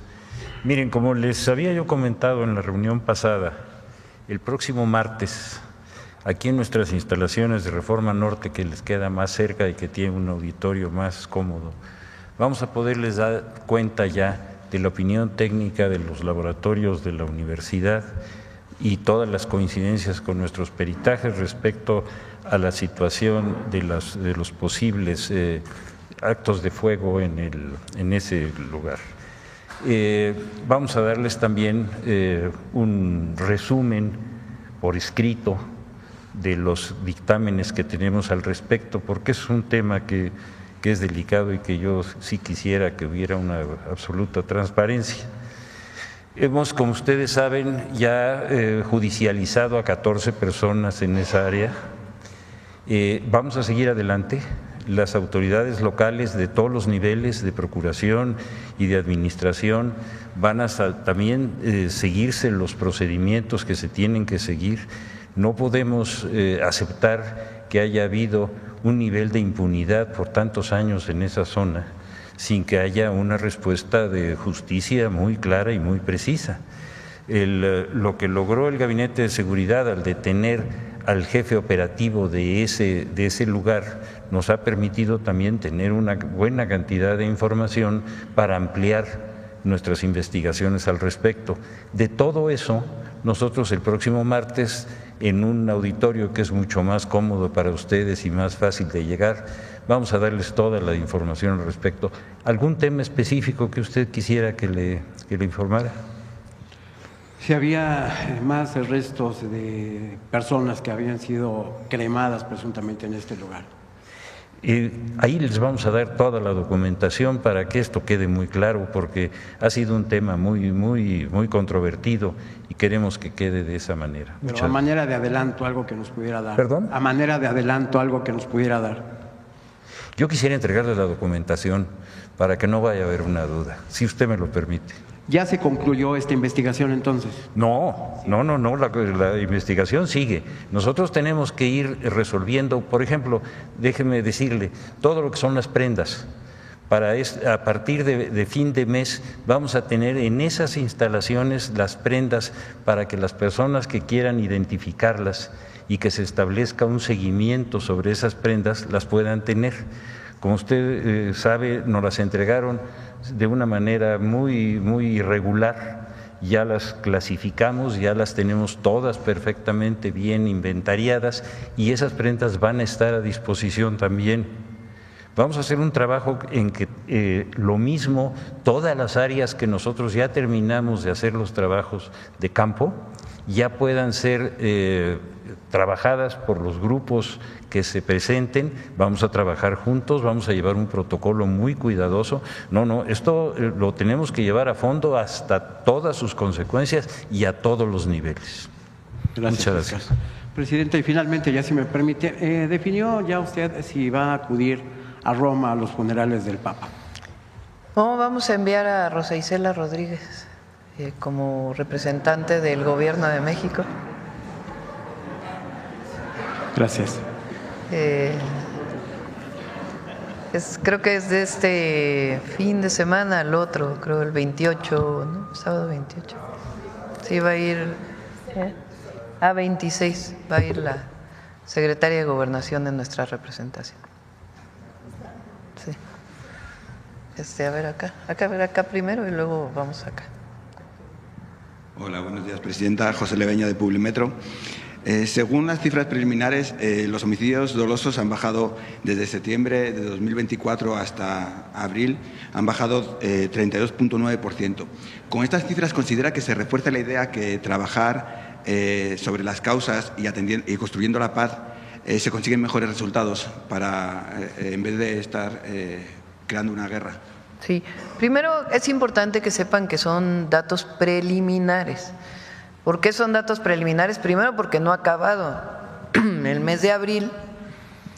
Y segundo, una vez que acabe el mes de abril, se hace una revisión por parte del Secretariado de Seguridad por si las fiscalías no reportaron a tiempo los homicidios.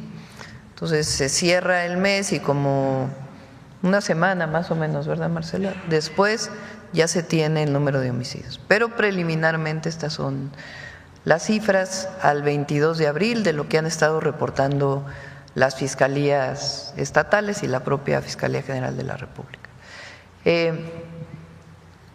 La estrategia que hemos seguido, lo voy a decir muchas veces porque vale la pena que la ciudadanía lo conozca, se basa en 4 ejes. El primero es la atención a las causas, que es fundamental.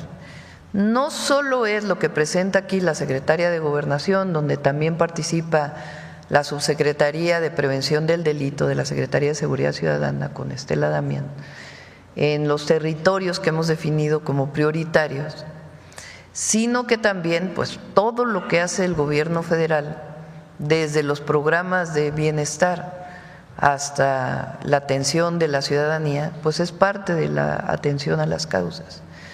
Entonces, lo primero, indispensable, lo que hacemos en educación, lo que hacemos en acceso a la vivienda, a los derechos, pues es fundamental.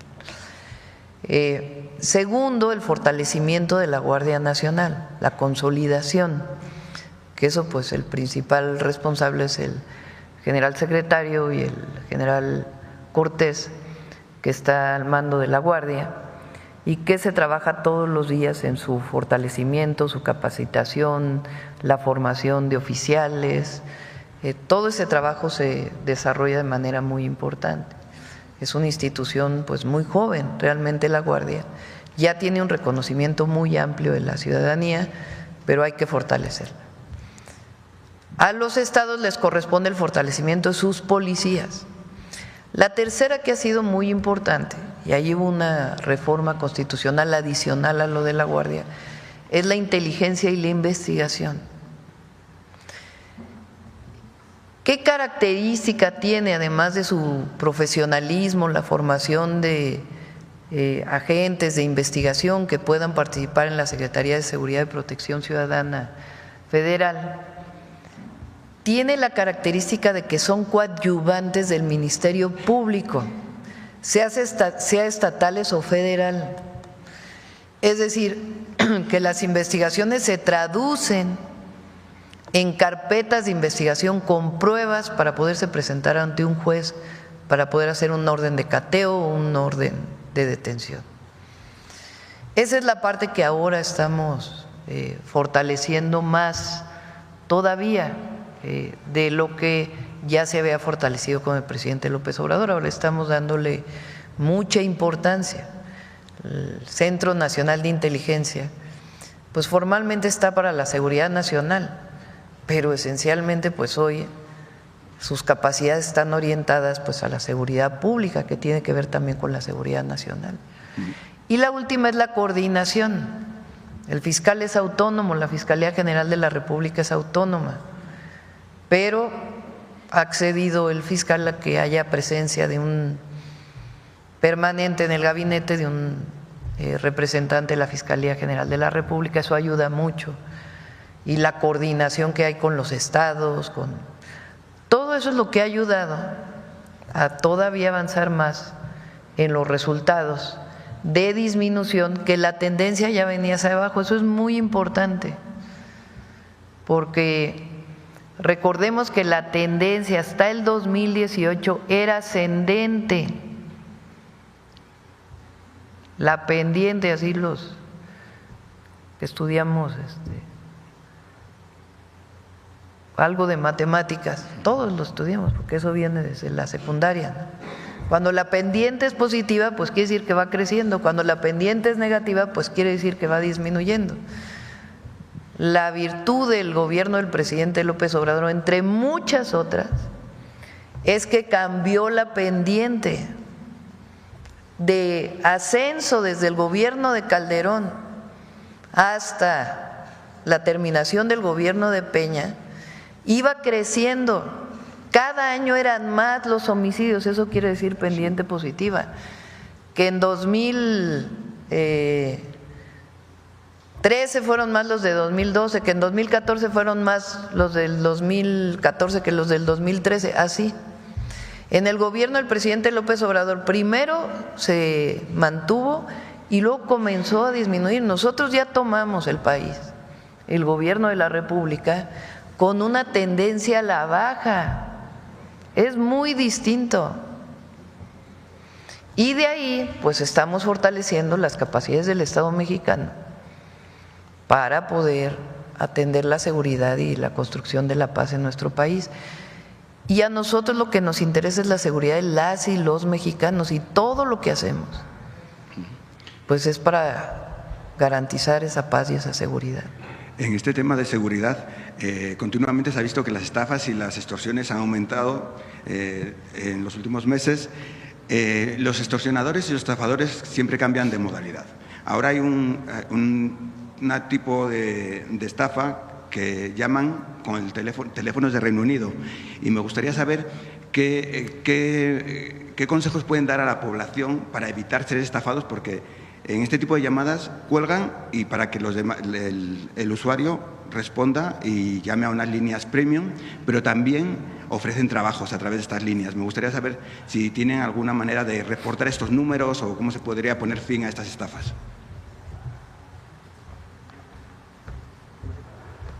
La mayor cantidad de números de extorsión los tenemos registrados como números de aquí de México, e inmediatamente se da parte a las compañías telefónicas, donde sí nos ayudan de manera continua a bloquearlos. No tenemos identificado estos números que usted me dice, no tenemos registrados algunos, pero lo checamos de inmediato también. Sí, es una estafa que se está popularizando mucho, y es con teléfonos más 44, el prefijo más 44, que es de Reino Unido. Principalmente los que tenemos son de México, y en su momento, como lo informamos aquí, pues se desarticularon también call centers donde sí participaban ciudadanos de otras nacionalidades, pero cualquier número que así sea extranjero, tienen una conexión con las telefónicas mexicanas, y desde aquí se solicita su baja y se procede al bloqueo o a la baja. Gracias. Sí. Cambiando de tema, en las últimas semanas… Pero si nos das los datos para que se pueda investigar. Y a la ciudadanía en general, pues no contestar los teléfonos que no reconocemos. Perfecto. Muchas gracias. Cambiando de tema, en las últimas semanas también en redes sociales se ha hecho viral posibles causas de los retrasos en las devoluciones de Hacienda. Usted recientemente habló de cifras récord de recaudación, 17.8% más de recaudación en el primer trimestre del año, y me gustaría saber si usted puede aclarar el porqué de las devoluciones, el retraso de las devoluciones, o si simplemente se están cumpliendo los tiempos, que son 40 días para… Son los tiempos de ley. No hay ningún problema en la devolución de aquellos que les corresponde la devolución de impuestos, no hay ningún problema, y se cumplen los plazos de ley siempre. Y ya por último, el Fondo Monetario Internacional acaba de dar las previsiones, una revisión de previsiones de crecimiento, y México es el país que peor parado sale, con una contracción del menos 0.3%. Me gustaría saber su opinión, y si México va a reevaluar en todo este contexto proteccionista que está teniendo Estados Unidos, la guerra de aranceles, si podría revisar cómo proteger a la industria automotriz mexicana frente a los fabricantes chinos, y si también está estudiando la posibilidad de aplicar un impuesto especial a los beneficios de la banca, sobre todo extranjeros, porque el último año reportaron en México solo 7.000 millones de euros en beneficios. Principalmente se convierte en el submercado que más rinde. Usted comentó la semana pasada que podrían rebajar las tasas también para fomentar el dinamismo de la economía. No, ayer nos informaron que venía este resultado del Fondo Monetario Internacional. Pues no conocemos con base en qué lo hacen, no coincidimos. No es que no coincida la presidenta, sino que nosotros tenemos modelos económicos que tiene la propia Secretaría de Hacienda, que no coinciden en este planteamiento. Normalmente, y así lo creen muchos de los organismos financieros internacionales, que estaban, por cierto, acostumbrados a decir qué se tenía que hacer en cada país, ellos no creen que el gobierno pueda hacer nada para cambiar una situación que viene del propio mercado, y nosotros no coincidimos con esa visión. Por eso planteamos el Plan México. El Plan México lo hemos ido, el día de ayer, por ejemplo, que presentamos esta ley de simplificación, de reducción de trámites, pues es parte del Plan México. Hoy vamos en la tarde a una exposición que tiene la Secretaría de la Defensa en el Felipe Ángeles sobre la industria aeronáutica, el invitado de espacio aéreo, perdón, bueno, tiene que ver la industria aeronáutica. El país invitado es Brasil, porque tiene el desarrollo de la industria de manera muy importante. Y nosotros, México ha crecido mucho el desarrollo de la industria aeronáutica, aeroespacial, y el objetivo es que siga creciendo. Es parte del Plan México también. Nosotros tenemos algunas fechas clave que planteamos el 3 de abril, cuando presentamos con mayor detalle el Plan México. Una es el 5 de mayo, que ahí planteamos un programa especial y acciones especiales para fortalecer la manufactura en México de ciertos sectores. La otra es el 16 de mayo, que está planteado en particular para la industria automotriz. Y hay otras fechas importantes en abril y en mayo que tienen que ver, por ejemplo, con los polos de bienestar, todos los apoyos de incentivos que se van a dar para el desarrollo de los polos de bienestar, no solo los del sureste, sino otros polos de bienestar en el país, que hemos estado trabajando con varios gobernadores. Entonces, nosotros tenemos un plan para fortalecer la economía mexicana. Entonces, no coincidimos con esta visión, entre otras cosas, pues porque nosotros estamos trabajando.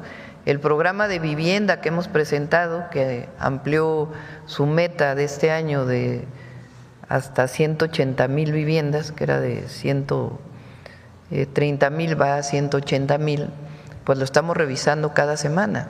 Si hay algo que impulsa la economía, pues es la industria de la construcción. La próxima semana, y si hubo un pequeño retraso en su presentación, vamos a traer aquí toda la obra pública junta: Secretaría de Infraestructura, Comunicaciones y Transporte, Secretaría de la Defensa, Secretaría de Marina, el Instituto Mexicano del Seguro Social, todos juntos, educación, toda la obra pública que se está planeando para el sexenio y en particular para 2025. Entonces, claro, si no hubiera inversión pública, pues probablemente habría la disminución en el crecimiento económico, pero es muy distinto. Los bancos españoles reportaron ahí solo esos 7.000 millones de euros, que son más de 157.000 millones de pesos, sí, solo en México. Cerca de 300,000 millones de ganancias. Por ahora no lo estamos planteando, pero le seguimos pidiendo a la banca que baje las tasas de interés. Gracias. Y la recaudación va muy bien, incluso con la devolución de los impuestos que corresponde por ley. Acá. Gracias, presidente. Esteban Durán, Vanguardia Veracruz. Son 3 temas sobre seguridad, aprovechando que están aquí el gabinete. Una es del municipio de Sombrerete, Zacatecas, donde hay una crisis pues así lo denuncian los trabajadores repartidores de gas, en la que han sufrido extorsiones, han sufrido secuestros, y dicen que ya pues están cansados de esto. Hace poco, precisamente allí en Sombrerete, fueron secuestrados 2 trabajadores de estos, a quienes les exigían dinero. Ellos han decidido no denunciar para evitar pues que haya represalias, que haya pues pérdidas que puedan sufrir de sus familiares de vida. Esto lo señaló Ramiro Cantú de la Rocha, quien es representante legal de los sindicatos distribuidores de gas LP. Ellos manifiestan que de continuar esta situación, pues se verán obligados a reducir la distribución de gas, con lo cual pues se encarecería, y demandan asimismo pues su apoyo, Presidenta, para que de esta manera pueda el Gabinete de Seguridad pues entrar ahí y pues desmembrar esta banda de extorsionadores. Sí, si nos das los datos, con gusto sí. Revisamos. Y Zacatecas es de los estados que más ha disminuido los homicidios dolosos. Y platicamos ahí con el gobernador, con su secretario de Seguridad, y si nos das los datos, por supuesto, los atendemos. Con gusto, Presidenta. Otro caso que también ha sido muy sonado es el de la señora Carlota Santana, quien está ahorita pues acusada de homicidio contra quienes señalan que invadieron su casa, se la robaron prácticamente y se suscitó estos hechos. Inclusive, a raíz de esto se destapó una cloaca de una red de corrupción en el Estado de México, donde se señalan, acusan que están involucrados supuestamente 2 sindicatos, mismos que han sido ya denunciados públicamente ante la Fiscalía Capitalina y ante la Fiscalía del Estado de México. Señalan a los sindicatos 22 de octubre y el 25 de marzo, quienes manifiestan están dirigidos por 2 regidores de Chalco, y que estos se jactan que tienen pues el respaldo del Verde Ecologista y de Morena. Asimismo, bueno, manifiestan que ya hay 100 denuncias en la Fiscalía Capitalina sobre estos robos, extorsiones, secuestro, narcomenudeo y sobre el despojo de viviendas que se encuentran abandonadas o que rentan, que finalmente cuando se los piden ya no los quieren entregar. Muestran documentación falsa de que ya les renovaron el contrato, y así de esta manera se hacen de estas viviendas. Y piden también que sea la Fiscalía General de la República quien atienda estos casos para que pues puedan ser resueltos de inmediato. Sí, lo revisamos, lo lleva la Fiscalía Estatal, tanto el caso de esta… Contamos con los números de averiguaciones. Sí, si nos das los datos, lo revisamos desde el gabinete. Claro que sí, Presidenta. Ya finalmente, en días pasados, se le preguntó sobre las medidas o acciones que se harían para garantizar la seguridad de quienes van por una presidencia municipal ahora en las elecciones que se celebrarán en Veracruz. Usted manifestó que lo hablaría con la gobernadora Rocío Nale. Ayer que tuvo oportunidad de hablar sobre el tema con la gobernadora, y si fue así, ¿cuáles fueron los resultados? No me lo comentó en particular este tema. Hay un mecanismo en donde sea las OPLES que se llaman, que son los institutos electorales locales, a donde se puede denunciar el Instituto Electoral de Veracruz. Se pide el apoyo por parte de algún candidato o candidata, o al propio Instituto Nacional Electoral, quien a su vez le comunica al Gabinete de Seguridad, y se hace un análisis y a partir de ahí se determina el apoyo para su cuidado.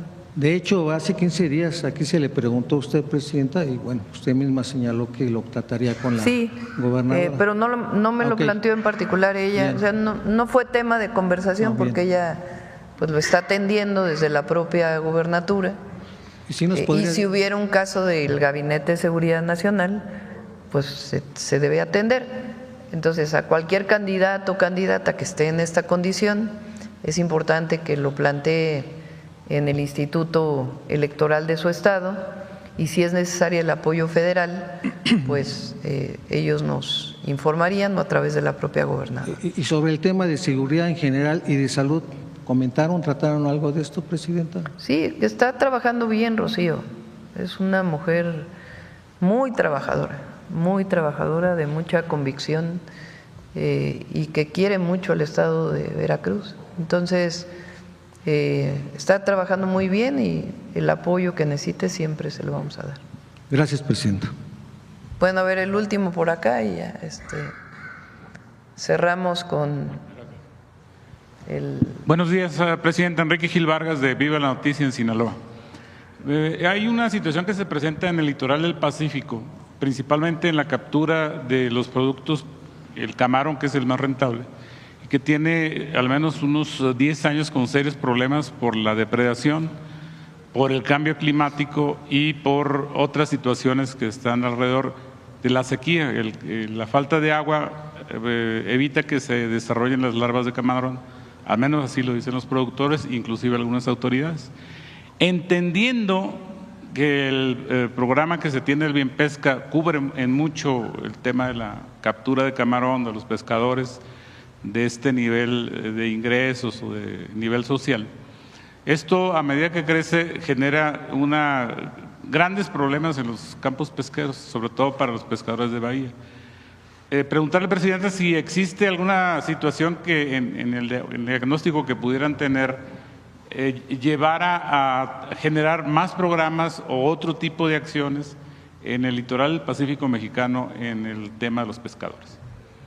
El programa de cosechando, los apoyos que damos son para el pequeño y en algunos casos el mediano productor. En el caso de la pesca, el programa Cosechando Soberanía también es para los pescadores. ¿En qué consiste el programa? Es un préstamo que se logró que fuera pues una tasa de la mitad de lo que da el FIRA. El FIRA es una institución que apoya al sector agropecuario principalmente y de pesca también, que tiene tasas del 18% anual. Entonces, pues muy poca gente accede. Entonces, la tasa que se consiguió es de alrededor de 8,5, 9%. Incluso como bajó la tasa del banco, estamos viendo que pueda bajar también la tasa. Entonces, el programa es el acceso al crédito y el propio crédito con esa tasa tiene un seguro, en el caso de la agricultura para situaciones climatológicas, sequía, lluvia intensa, y tiene también un seguro para el precio. En caso de que cayera mucho el precio, se mantiene a cierto nivel. Tiene asesoría técnica y el apoyo del crédito. Entonces, para pequeños pescadores pueden acceder al crédito si quieren cambiar motores y tienen, por decir, alguna de las demandas que piden mucho.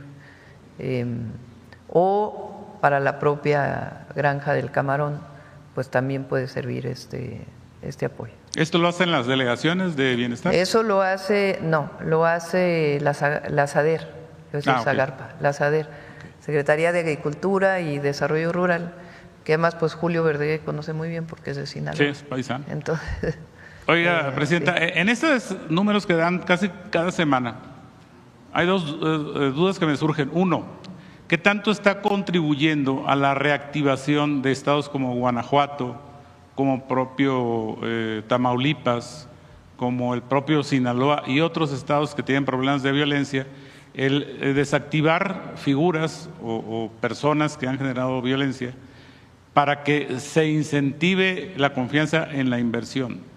Eso por un lado. Y a lo mejor el fiscal nos podría dar información en relación de todos estos detenidos, ¿cuántos terminan en un proceso judicial? Hay un caso que fue muy sonado de un asesinato de unos niños y su papá.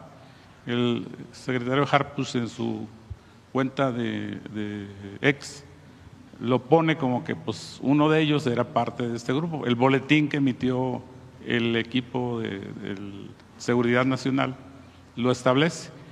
Solo que la Fiscalía del Estado no ha metido a la investigación a este sujeto como un probable responsable. Esta persona está ya en un juicio, pero por los delitos por los que lo detuvieron a partir de un cateo. ¿Y cuál es? Por eso la pregunta sería, ¿cuál es la cantidad de personas que son detenidas, que son muchas, pero cuántas están sujetas a un proceso penal? Bueno, todas están sujetas a proceso, el asunto es si el juez los libera. Entonces, quizá para la próxima podamos dar los datos de cuántos de los detenidos en revisión con las fiscalías se mantienen en proceso o han sido liberados. Sí. Gracias, presidente. Sí. Yo creo que ya cerramos porque ya son 9:10. Vamos a este reconocimiento al Papa Francisco.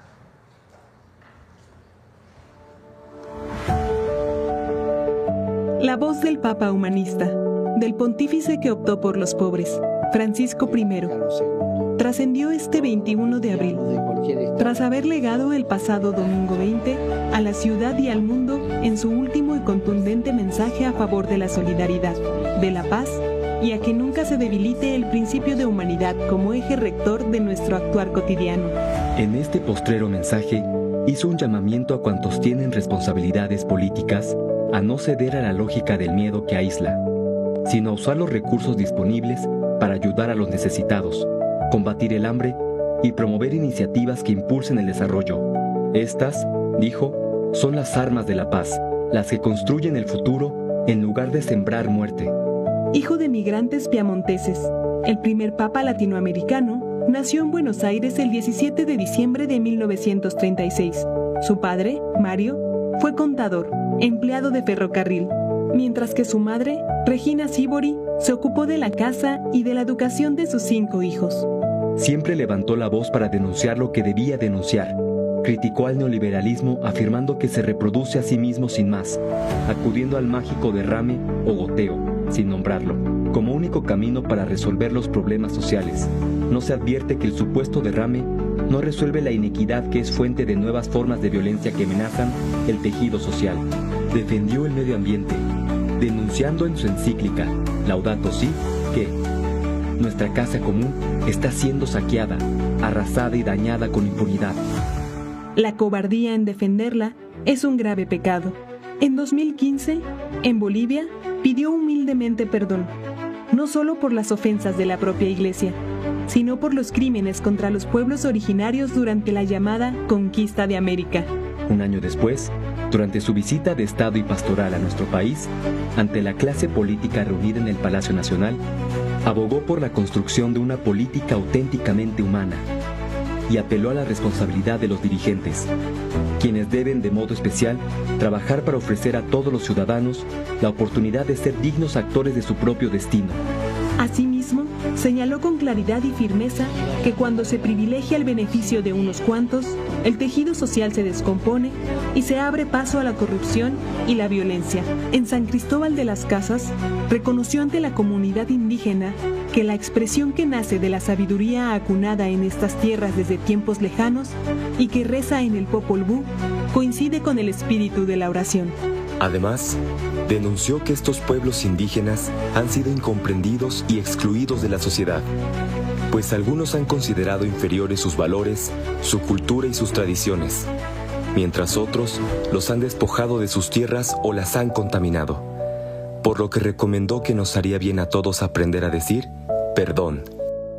Su gira concluyó en Ciudad Juárez, con una misa frente al muro construido por Estados Unidos en la frontera. Ahí, envió un puntual mensaje. Las y los migrantes son hermanos y hermanas que salen expulsados por la pobreza y la violencia. Hoy más que nunca, debemos reconocer que el legado profundamente humanista del Papa Francisco I es un don que nos hermana en torno a sus ideas. Y que este domingo hizo un urgente llamado a favor de la paz, reconociendo que en la guerra no podemos permitirnos olvidar que lo que está en la mira no es un mero objetivo, sino personas con un alma y una dignidad. Muchas gracias. Nos vemos mañana.